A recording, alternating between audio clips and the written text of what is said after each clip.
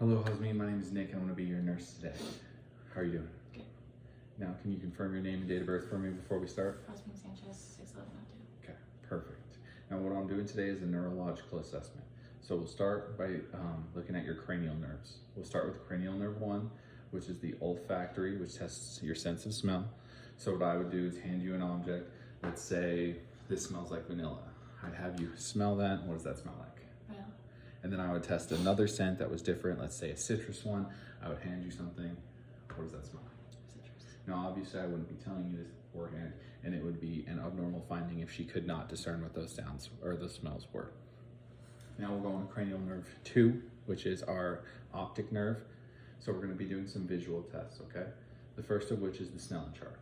So I'd have you look at the Snellen chart about 20 feet away, and then read the smallest line that you can off of that chart while covering one of your eyes. We would then do the same thing, but I'd have you cover the other eye. And if you're reading the same line, then I'd have you do it backwards, right, so you're not just memorizing the same thing. Then I'd have you uncover both eyes, and we would look at the smallest one that you could read, and I'd have you repeat that again for me, okay? Now, then I'll actually have you do this one with me. We're gonna be doing what's called the confrontation test, okay? So I'll have you mimic my movement. Okay, so I'll have you cover up an eye, and then you tell me when you can see that come back into your field of vision. No. Okay, I'll go from the top. Okay, No. from the bottom, No. and then from this side. You should always be able to see it because that eye's uncovered. Okay, and then now we would switch and do the same thing to the other side. For the sake of the length of this video, I will skip that. Now the next thing we'll do is actually me looking into your eye with my ophthalmoscope, right? Now I don't actually have one, so I'm gonna use this pen as a placeholder. So first I would dim the lights. Then I'd take a look into your eye. And what I'm looking for is a couple things, right? The first of which is that red glare reflex. I wanna be able to see as I'm flashing light into your eye that a red light is reflecting back, okay? Which, no issues. And then the next thing I'm doing is I'm looking for any structural damage that you have to your eye, specifically to your blood vessels, and making sure that those all look okay, which they do this time, okay?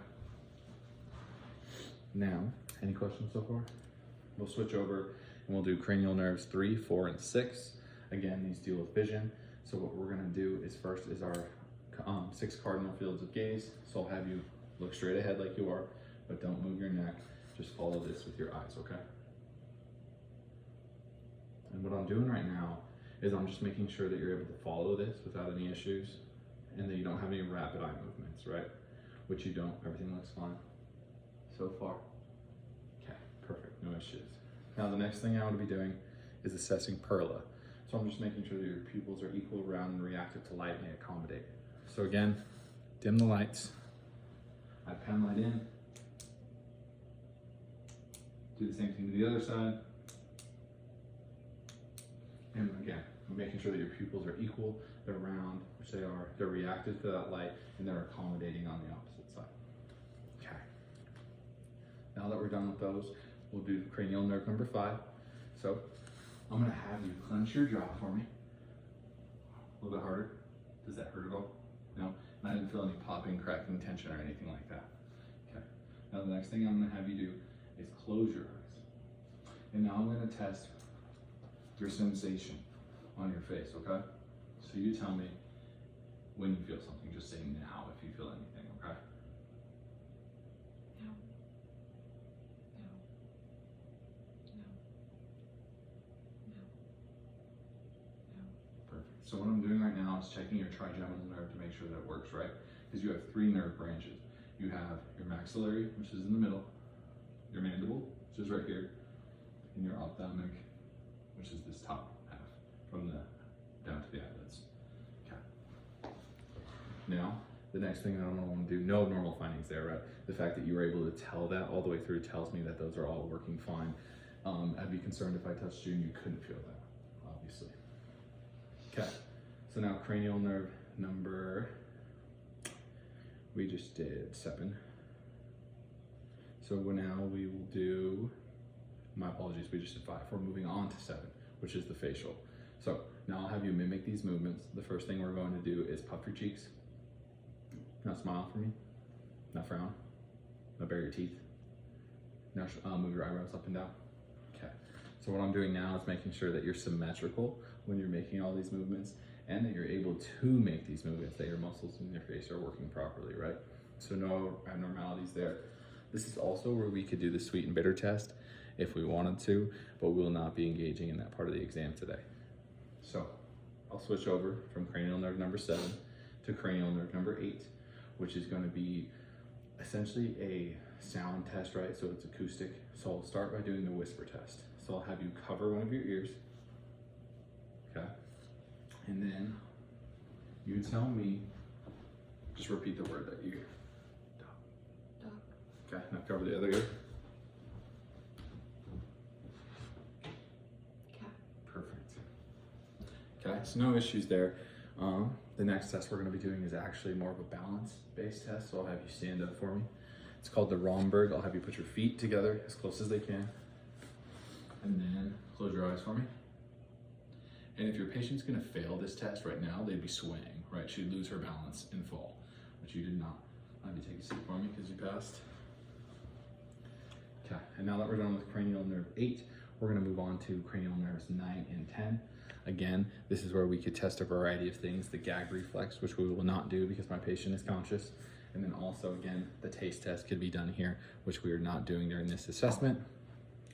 But what we can do is I'll have you open your mouth for me. And I'm taking a look, say this was my pen line again. Into your mouth at your uvula. Say ah for me, stick your tongue out. Wider for me. And I'm making sure that uvula is midline, and that when you say ah, that it's vibrating appropriately, right? That there's no structural damage in there, and that everything looks the way that it should. Which there are no abnormalities to note with the assessment of cranial nerves 9 and 10. So the next thing we'll do is assess your spinal accessory nerve or cranial nerve number 11, okay? Can you shrug your shoulders for me? Now, do the same, but against my resistance, okay? So I'll have you push against my face, but like look that direction, okay? Do the same thing right here, perfect. Okay. No abnormalities to note right there. Again, just making sure that she has that proper muscular strength and she's able to engage in those movements. Okay, now cranial nerve 12, last one that we'll do, okay? So I will now have you open your mouth for me and stick out your tongue. What I'm doing now, you can put it back here, is I'm inspecting your tongue, right? Making sure that it's symmetrical on both sides and that you don't have any atrophy or muscle wasting on your tongue. Now we're gonna go through some movements, okay? I'll have you stick your tongue out for me. Move to the left, to the right, swing up, and then down. Okay, perfect. So you're able to do those with no issue, okay? Now, if I had a tongue depressor, I would then have you push against this to the right. You don't actually have to because it's not a tongue depressor. I do the same thing with the left.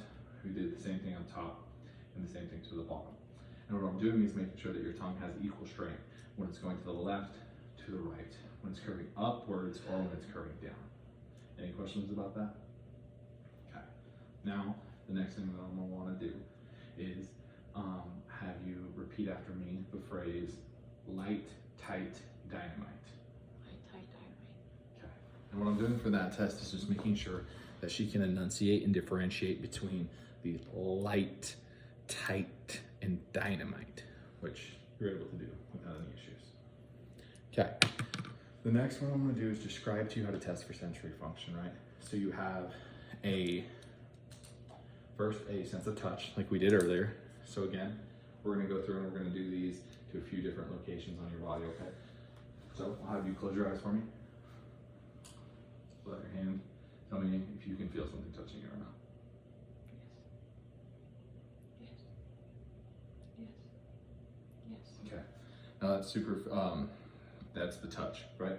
Now we'll do superficial pain. So this will be dull, right? And then this will be sharp. Does that make sense? Okay. Actually, I'll use a different tool. This will be sharp and this will be dull. Okay. So let's close your eyes again. Tell me if it's sharp or dull. Sharp. Sharp. Dull. Dull. Perfect. Now the next one is just a sense of temperature. So I would give you something and you tell me if this is cold or hot. Let's say it's cold, right? And then I'd have you close your eyes again. I'd give you a separate thing. Cold or hot? Hot, right? Okay, and that's how we test that one. Pretty straightforward. And then we have vibration. So I would take my tuning fork, I would strike it, and then I'd have you stick out a finger for me, and I'd ask you if you feel that. And what does it feel like? Vibration. Yes. And now if she could not feel the vibrations, I would then move in proximally until she could start to feel that vibration, okay? And the last one is going to be called proprioception, right? Which is your ability to interpret me, essentially, your body moving in space, right? Or it's being moved. So close your eyes, hold your hand out for me, and then tell me how I'm manipulating your hand. Okay, I'm moving my finger up and down. I was just going up, and now I'm going down. That's what I was going for, but okay. Now, we're gonna go and engage in a couple of these tests then. I would do them to all the areas that were specified, right? So we would go forearm, I would do the same thing. So let me see one of your forearms. Okay, tell me when you feel that. I feel that. Okay. Okay, sharp or dull. Sharp. Then temperature, hot, cold, I don't have that with me, but we would go through that and engage in those same movements, okay? I would do that to your forearm. We would also do the same thing to the abdomen. There's a few things though with the hands and feet that you can do that you can't do to the abdomen and the forearm, and that's gonna be proprioception, right? It's easy to manipulate a finger or a toe, less so when it's a forearm or your abdomen, okay? Now we're gonna move on, and the next thing that we're gonna do is identifying your different sensory function, right? The first of which is going to be called stereogenesis. So I'd have you close your eyes, then hold out your hand. Now tell me what I just put in your hand just by feeling that object. Tweezers. Perfect, right? Now, if you would not be able to identify what that was, that would be a negative finding, but you're able to do that without any issues. Now the next thing we'll do is what's called the 2-point discrimination test, right? So using something like tweezers that have 2 prongs, what I'm doing is I'm putting this down on your hand, and tell me how many points you can feel. 1. Just one? You don't feel both of those poking you? No. Okay, what about now? Yes. Okay, I feel 2. perfect, right? Now, because of that, your palm is a lot less sensitive than your fingertips, right? So I imagine, how many, 1 or 2? 2. Right? Versus over here it was only, was it 1 or can you feel 2 now? I feel 2 now. It's okay. It all depends on placement, right? So you have a different amount of sensory nerves in there, and that's what it's being able to differentiate. And I would then record what that distance is between the 2 and the 1, because, like I said, fingers will be more sensitive than the palm or the back side of your hand. Okay. Now we'll do extinction. So I'd have you close your eyes for me, and then tell me if I'm touching you in 1 place or 2 places. 2. 1. 2. Okay. And then extinction would be, we would continue that test, and then it would be a failing if you were not able to discern that correctly, right? Now again, close your eyes for me. And then tell me what letter or what number I just wrote in your hand. Oh, I have no idea. I'm sorry. 7. Yes, perfect. Okay. And that's just that test to see if you can differentiate between that as well. Okay. Now that we are done with that, the next thing we're going to be doing is I'm going to be describing to you how I would test for muscular strength, tone, and size, right? So size is easy. Visual inspection, right? Making sure that it's symmetrical for biceps, for example, from both sides. I could also palpate in this situation as well, just to make sure that there's no obvious differentiation between the two or muscle wasting, which there doesn't appear to be in this situation. Now, muscle strength is easy, right? So it's graded on a scale of 0 to 5, 5 being able to withstand movement at max resistance against gravity as well, right? So hold your hand out for me, and then push against my hand. Okay, we do the same thing here, testing muscular strength. That's how we go about that. And then now let your arm kind of dangle freely. And now what I'm testing is tone, right?